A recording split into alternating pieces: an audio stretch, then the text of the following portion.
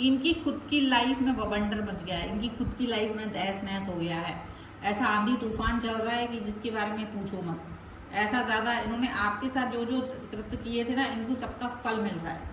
अपने आप को ईश्वर समझने की गलती कर बैठे थे ना, इसलिए अब अकल आ रही है। और क्या हो रहा है देखिए इस रीडिंग में। Hello everyone, divine triple sir में आप सभी का स्वागत करती हूँ। मैं हूँ निधि। कैसे हैं आप? आई होप आप सभी स्वस्थ होंगे, सुखी होंगे और सुरक्षित होंगे। आज की जो रीडिंग है वो कलेक्टिव जनरल रीडिंग है, टाइमलेस रीडिंग। इन टॉपिक आपकी पर्सन की करंट फीलिंग्स आपको लेकर के क्या है हम यहाँ देखेंगे। आपको रहना है पॉजिटिव, कर देना है वीडियो को लाइक, चैनल को सब्सक्राइब अगर अब तक नहीं किया है तो angels universe and divine please guide करिए मुझे और बताएं जो मेरे व्यूअर्स हैं उनके पर्सन उनके बारे में क्या सोच रहे हैं। सबसे पहला कार्ड यहाँ पर आ गया है 9 ऑफ पेंटिकल्स का। ओके, इसके बाद दूसरा कार्ड यहाँ पर आ गया है 5 ऑफ पेंटिकल्स का कार्ड है। यहाँ पर है जजमेंट का कार्ड। यहाँ पर आ गया है पेज ऑफ सॉर्ड्स का कार्ड,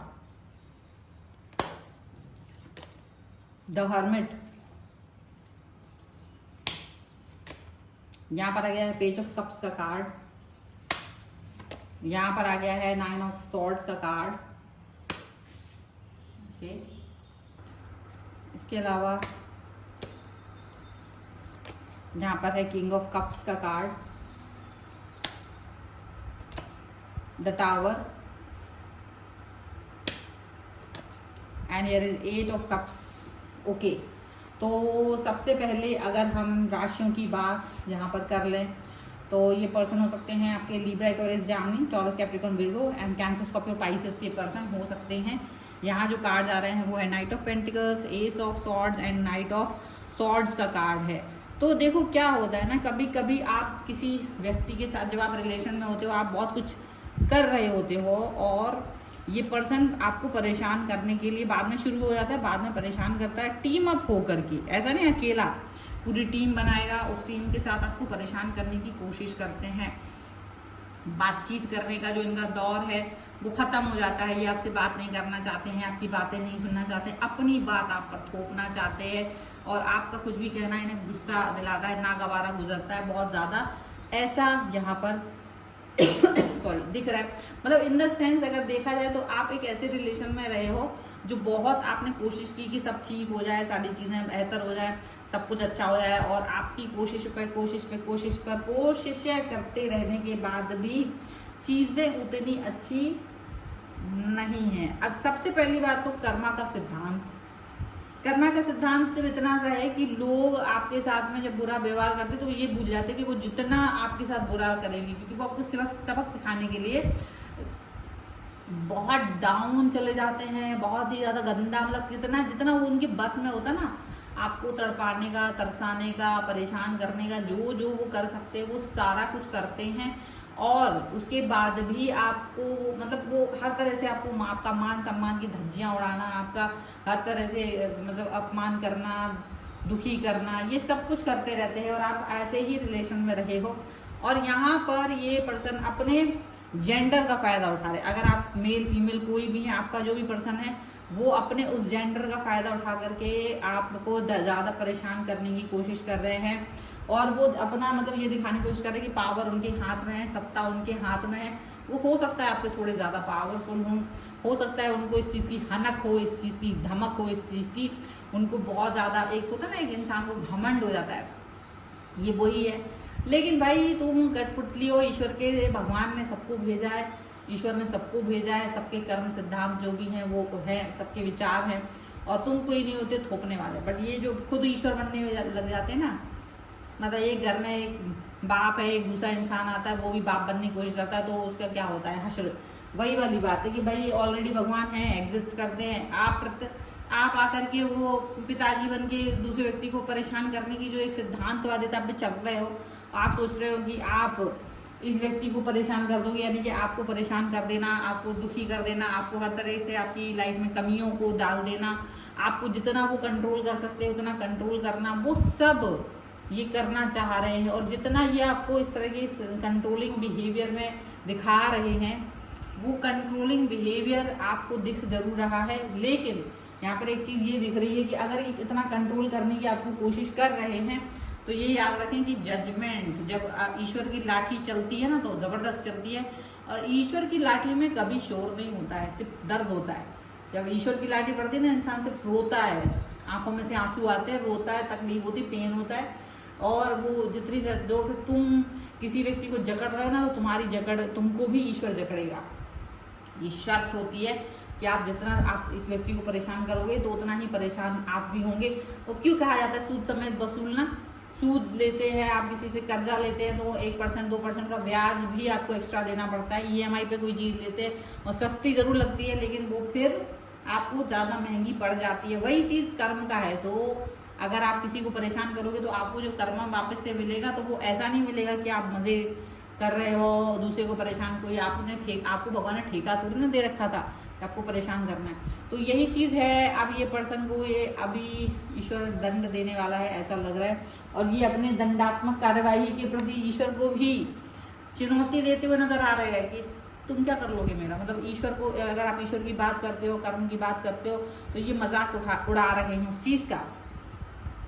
ये लेकिन ऐसा नहीं जान पा रहे हैं कि ये जो करने वाले हैं ना, इनके साथ ही होने वाला है। ये चाहे कितनी बड़ी टीम बना करके आपकी बुराई करें, चाहे कितना ही कुछ करें, आपका प्रोटेक्शन ईश्वर कर रहे हैं, एंजल्स कर रही हैं आपका प्रोटेक्शन। यहाँ पर ये चीज़ आपको अचानक से बुद्धि आ रही है, आप अचानक से सही चीज़ें सोच रहे हो, आप अचानक से धैर्य बढ़ गया है आपका, अचानक से आपकी जो काम करने की क्षमता है वो बढ़ गई है। आप धीरे धीरे ही सही, आप अपने सही दिशाओं में बढ़ रहे हो, धीरे धीरे ही सही आप सही डायरेक्शन में जा रहे हो। ये चीज़ यहाँ पर दिख रही है।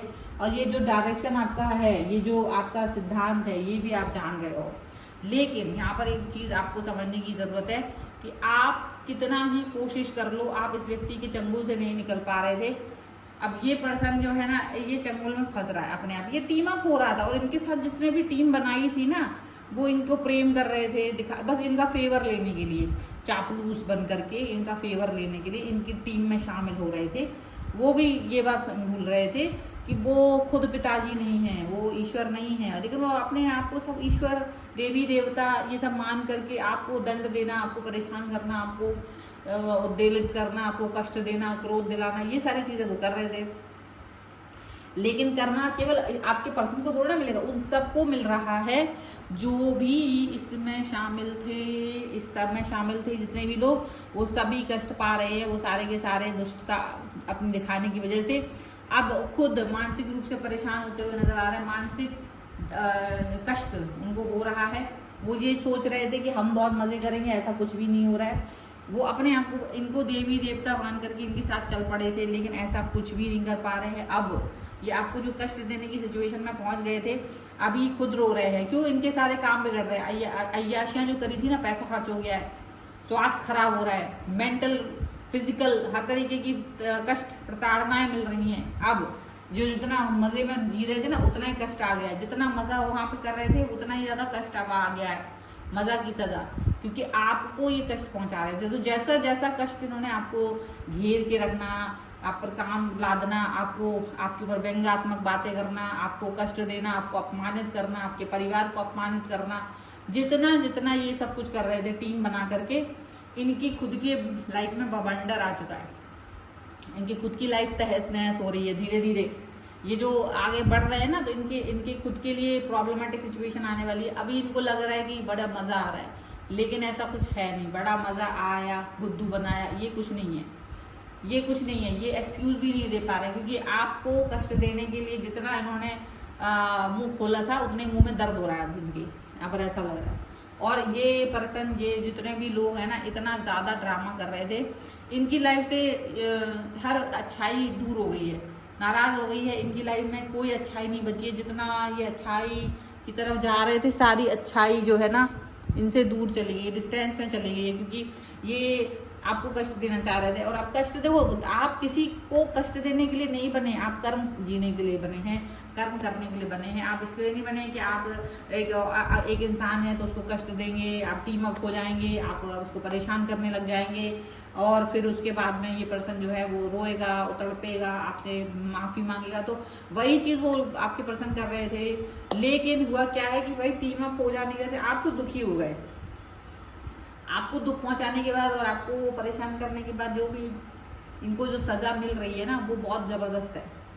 इनकी लाइफ का जो बवंडर आया हुआ है, वो इस बवंडर को संभाल भी नहीं पा रहे। अब ऐसा लग रहा है इनका जो मेन मोटिव था, आपको जैसे ऐसा लगता है जैसे जीवन पैदा ही आपको परेशान करने के लिए हुए, ऐसा लग रहा था।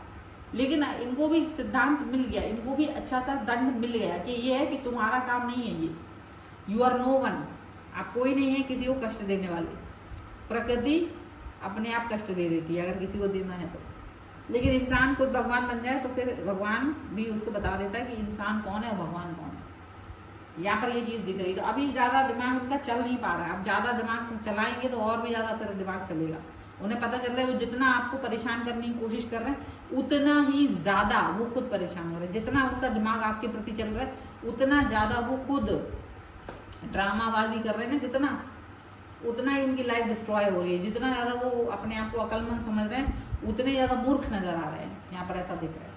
तो ये फिलहाल की रीडिंग, अगर आप इस पर क्लेम करना चाहते हैं वीडियो लाइक कर दीजिए, चैनल सब्सक्राइब कर लीजिएगा अगर अब तक नहीं किया है तो। पर्सनल रीडिंग के लिए आप आ सकते हैं, व्हाट्सएप नंबर आपकी स्क्रीन पर है। रीडिंग स्टार्ट है 199 रुपीज़ ऑनवर्ड्स। मिनी रीडिंग से लेके डिटेल रीडिंग तक करवा सकते हैं। आपको ये वीडियो कैसा लगा मुझे कमेंट बॉक्स में जरूर बताएगा। मिलते हैं एक नई रीडिंग के साथ जल्दी, तब तक देखते रहिए Divine Tarot. Thank you for watching, bye.